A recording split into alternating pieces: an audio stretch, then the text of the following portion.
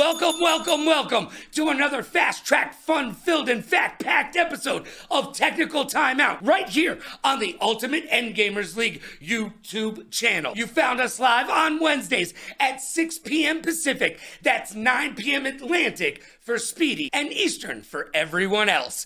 And you can always find us on demand right here. This week, we'll be talking about gambling in the UEL because, quite frankly, I am 25-3 in my predictions this season. And if Wu-Tang Clan ain't nothing to mess with, well then what does that make me? I want to make a little bit of that do-re-mi-fa-sol-la-ti do. And I know you do too. We'll talk upsets, playoff predictions, and woe is me, some teams still can't figure out the procedural parts of being a team right here in the UEL. But there's two sides to every equation. Whereas some teams and players did horrible, others rose to the top like the cream of the crop. They showed up, showed out, and showed the league what they're all about. So I've got one question for you, and one question only. Are you ready? Because it's time to break forth the rhythm and the rhyme.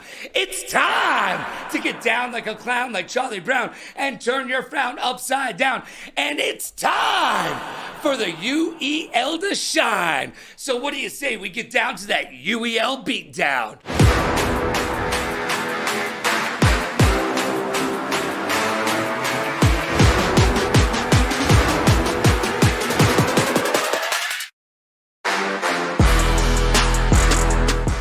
Logan Summit, and I believe skateboarding is not a crime. But if you ride a scooter, I may just drop a dime. Now it's time to talk some trash, make some predictions, lift up some individuals, and find out the nitty-grit inside the UEL. Let's get locked in. It's time for the week that was.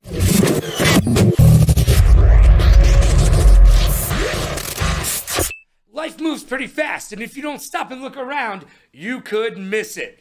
Recently, a Nintendo Switch modder has refused to shut down his website, and the highly litigious Nintendo has chosen to take him to court. No, now, most people in their right mind back down because the last modder who said no to Nintendo lost $2.6 million. Now, Nintendo definitely doesn't need the money, but they do not want you messing with Mario. Now, the really crazy part about this story is that the modder is going to take Nintendo on in court while representing himself. Yeah, that's right.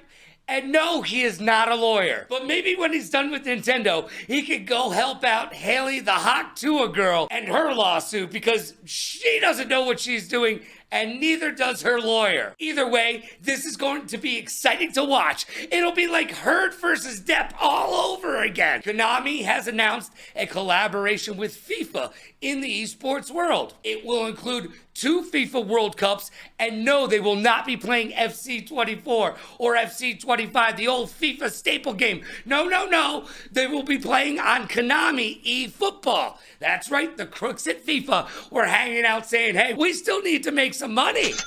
And they're going all in on Konami. And finally, acting superstar and all-around great guy, Keanu Reeves, made his pro racing debut this weekend in the Toyota Grand Prix Cup. This guy goes to weddings for fans he meets in the lobby. He has coffee with fans on the side of the street. He rides a motorcycle. He's John Wick. I'm pretty sure he's Canadian, and he's been in the Matrix. Also, part of one of the greatest bands in the entire universe, Wild Stallions. And now he races cars professionally. Dude, leave some action for the rest of us. And now it's time for the champ and the chump. It's time for the best and the worst from the week that was. The Champ and the Chump. Give me those highlights. Champ and the Chump is brought to you by G Fuel. Go to gfuel.com and use code Logan to save yourself up to 50% off all your G Fuel wants and needs. gfuel.com, use code Logan. Save that hard-earned cashish. This week's champ is none other than Blaze owner and Tier 1 Hollywood. Tekken tells the story of why the Blaze won. Hollywood clutched up and beat Herb and KIC in Tekken. At the same time, Kittens didn't get his controller plugged in. No, God! And was DQ'd. On no planet should Hollywood beat any of those three, especially Herb, in Tekken. Yet the Blaze got through all of them. Game respect from Herb. He did not start the same way that he's been starting all those other rounds with the instant aggression because he knows how dangerous Hollywood can be if he gives him anything, and we're seeing it right now. Hollywood's already closing in. He gets too low. Now, Hollywood would tell you he knew he was going to win and is the better Tekken player. But on the day, he was. This week's chump is the Wolves. Yeah, that's right. I'm calling out the entire team. Please, no! No! You got checkmate by a pawn and checkmate showdown. All of this damage. Stop, he's already dead. The shenanigans is so different. All right. There's no way. There's no way. You had lineup issues. While you were out of timeouts, you had to FF the finals, then Dragon Ball Fighters, then Roller Champs, and then plug your controller in for CTR. But you didn't, and you literally beat yourselves. Not in a good way either. There were more FFs in this event than your post-game interview.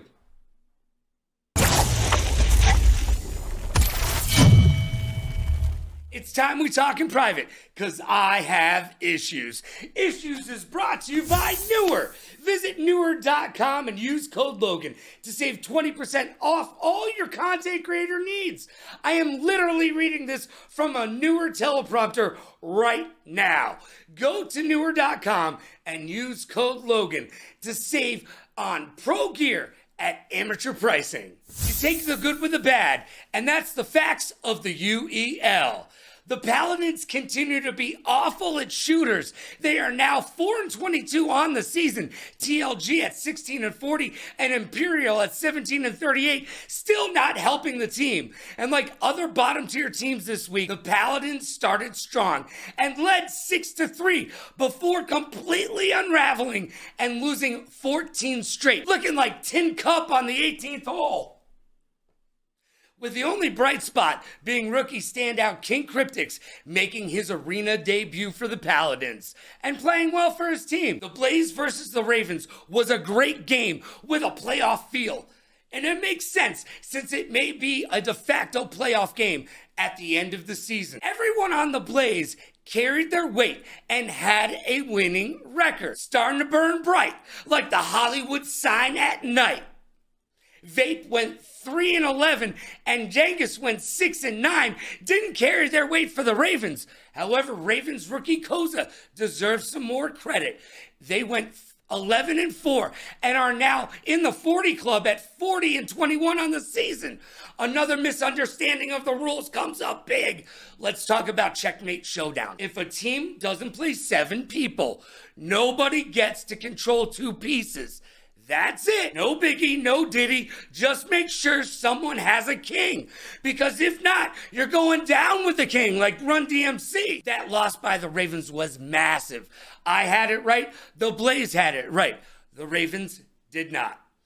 The Clique finally looked like a top 4 team in the league as they went 7-0 in racing and 4-0 in fighting.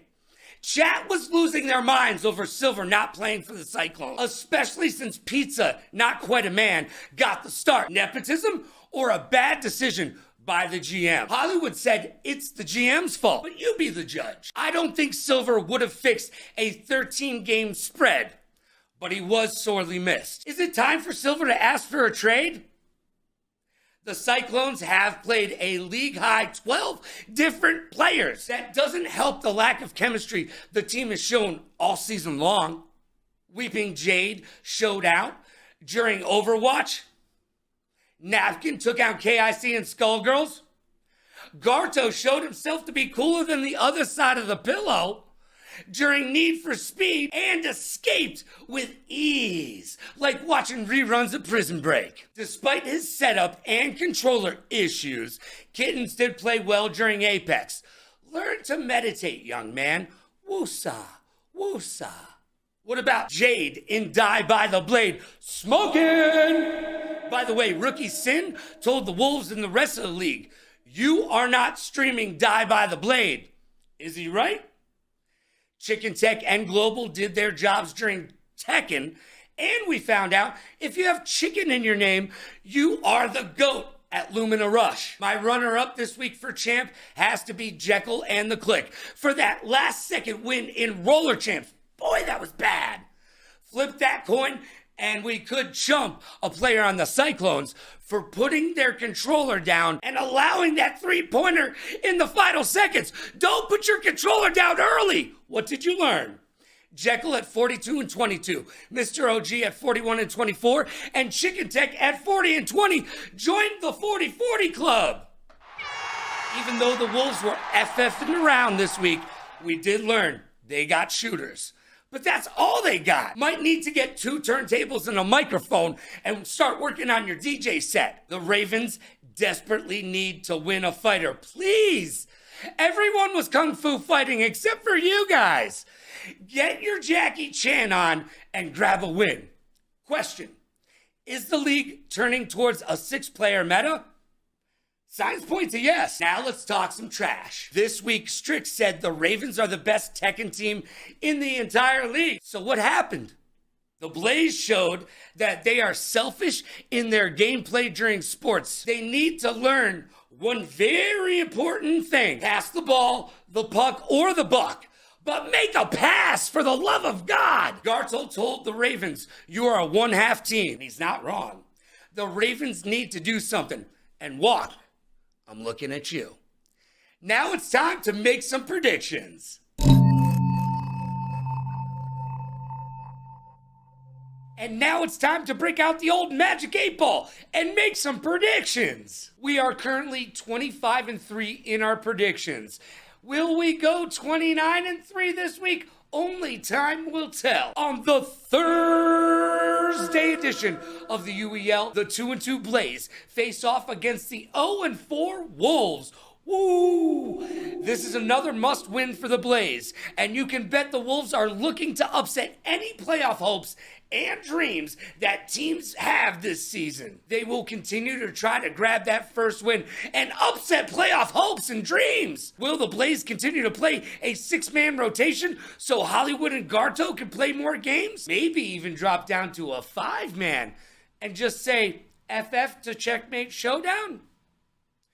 Depending on where the Wolves' heads are at, where's your head at, will depend on how close this game is. However, I do believe the Blaze will burn bright and continue down that yellow brick road towards the playoffs. On the Freaky Friday matchup, we will see Billy and the 3-1 Bots take on the 0-3 Shoguns. Can the Shoguns show out in fighters against the Bots? Signs point to no, but never count out New York Chris G, as he is one of the best in the world. But as we know, on any given day in the UEL, anyone can win a fighter with no download. Big congrats to Billy and Mordecai joining the 40 win club at 40 and 14 and 40 and 24 respectively. Looking good, fellas. The Bubbles has the only losing record on the team at 17 and 22. If you forget about Venix, and I guess you probably already have. The Bots still have won racing last week, 4-2, and strategy as well at 5-1. Will the Bubbles return to the lineup, or will the Bots try to move him and get some of those draft assets? Either way, I don't see the Bots dropping this one to the Shoguns. Bots for the win. On Saturday, it's my matchup of the week and a battle of the undefeated and top teams in the North and South. It's also a preview for the finals on January 18th. It's the 5-0 X-Gods versus the 5-0 3-time defending champions, the Reapers. Both teams are kicking butt and taking names in the arena this season, but with the Reapers' depth, between Cuddles, Cat, Rez, and Ricky is the only 51 player in the league. And oh, let's not forget about their rookie, Josh Backwards. This team is looking to 4-peat. And while I do believe in AJ and the X-God, they will need to play a perfect game to grab an early look championship win. Just think about the bragging rights the winners receive and the anxiety it will bring to the losing team when these two teams face off again. And mark my words, they will meet again in the finals of the UEL Championship, competing for all the marbles none of the kids want to play with, and all the chicken nuggies and Code Red Mountain Dew that one person can handle. It all happens on January 18th, and these are the two teams that will be there.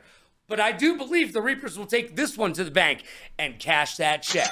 And on our Sunday showdown, we will see the 1 and 2 Ghost versus the 3 and 1 Bandits. As the Ghosts have remained mostly invisible this season and have yet to come together as a team, I just can't bet against Jury and the Bandits. Jury is doing their job at Tier 1. He's at 32 and 15, and no one except for No Lovejoy has a losing record on the team. So the Bandits can put away the badges and grab another win. And now it's time for the segment you asked for, and ask and you shall receive. It's the Blame Game, baby! And my guest this week is your Tier 2, your owner of the Ravens. His name is, well, I am the Herb. Yeah, I am Herb. Thank you so much for having me, Logan. I really appreciate it, man. It's the Tier 2 owner of the Ravens. I am Herb, formerly known as Pastor Herbs, but we won't get too much into that today. No, that's where the confusion lies, but that's another story for another day. Look, you are known in this league as one of the best fighters. You have performed on the biggest stages. Well, Evo, for one. Yeah, for real. Yo, brush it off, because you deserve that love. However, the UEL isn't about individual play. It's about team play. And, well, we won't talk about Tekken, because we already discussed that. But let's take a look at this Dragon Ball Z debacle. Oh, man. No 2H, but gets the 2H in return. I don't know if you want to anger the beast. Both sides being patient, looking for the block here. But the overhead, this should be the death of Herb. No. The combo. Oh, yeah. Drop. Oh, man, it's got to be heart-wrenching, especially since you are expected to win those games. Look, I need to know. You can't blame yourself, but who's to blame for this Dragon Ball Z dismal showing?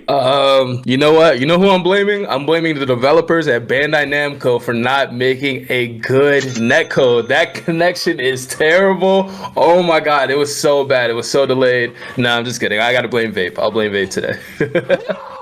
All right, we're blaming Vape.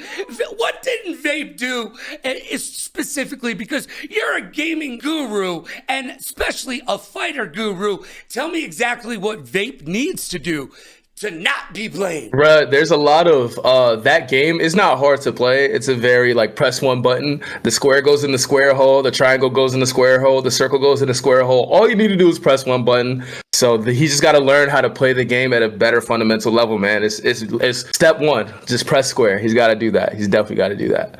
All right, well, they say one of the great things about having young talent on a team is you just tell them, press this button when they do this. So I need you, Vape, to put it down, clear the smoke from around you, and understand that if you just listen to the team leaders, they may actually know something that you don't, and you won't be to blame. Yo, I just gotta say thank you so much to my main man Herb for coming by and saying hi. And you know what? Your season isn't over. As far as I'm concerned, it's just getting started. One last question for you. Should Wonk get back in, dust off the controller, and start playing? Oh, I don't know, man. That's a great question, brother. That's a great question. I mean, hopefully she can do something for us, but I mean, I don't know. I just don't think it's gonna happen. I don't know if her heart's in it, to be honest. Well, only time will tell. We talked about it, so we shall see. And we shall see how the Ravens do. Still fighting for that playoff position. And now it's time for my hot take. You've been listening to my opinion all show long, and it's not over yet, because it's time for my hot take. All right, this week, Titus, our very own Steve Jobs, but he's much nicer to his family and his employees, was in town with the likes of Hollywood, the Cat, and Doc.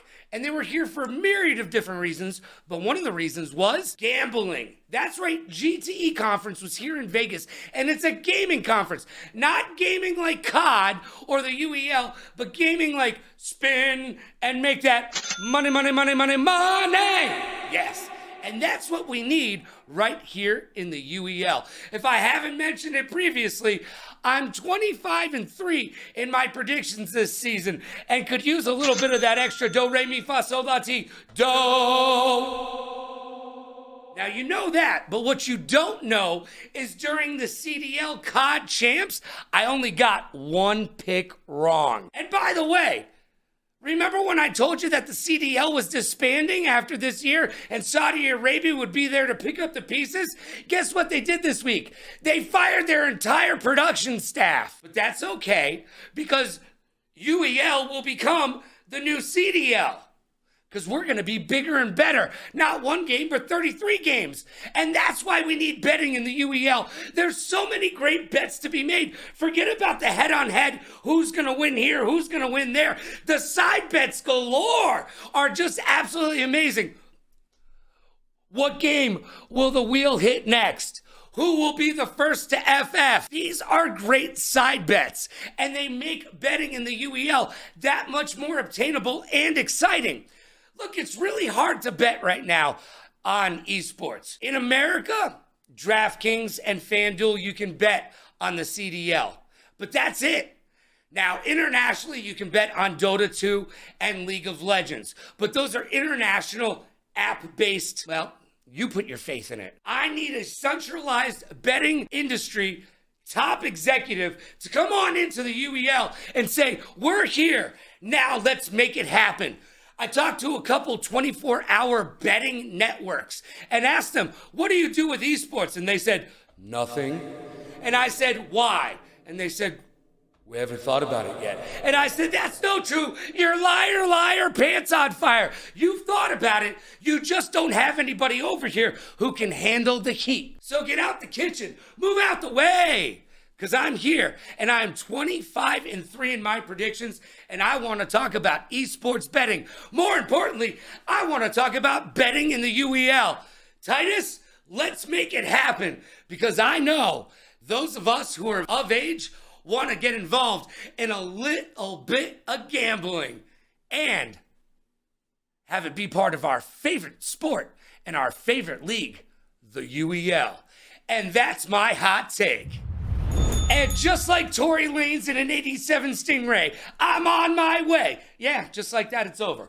But have no fear, because we will be back next week right here on the Ultimate Endgamers League YouTube channel. Every single Wednesday, 6 p.m. Pacific, that's 9 p.m. Atlantic or Eastern, depending on what your style is. And of course, you can always watch all of the previous episodes on demand.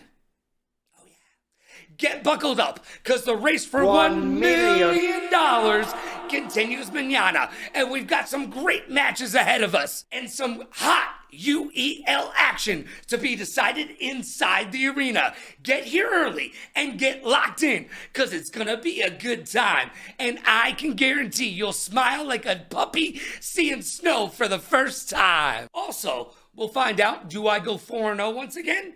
Will we bring the record to 29-3 on the season? Only time will tell. So be good to yourself and be kind to others. Pay it forward, play it forward. Rock like a party star, party like a rock star. Smile strong, laugh loud, and last but not least, please like, follow, and subscribe so you'll know when I'll be live. I'm Logan Summit. Thank you for joining us. We'll see you next time on Technical Timeout, right here on the Ultimate Endgamers League YouTube channel.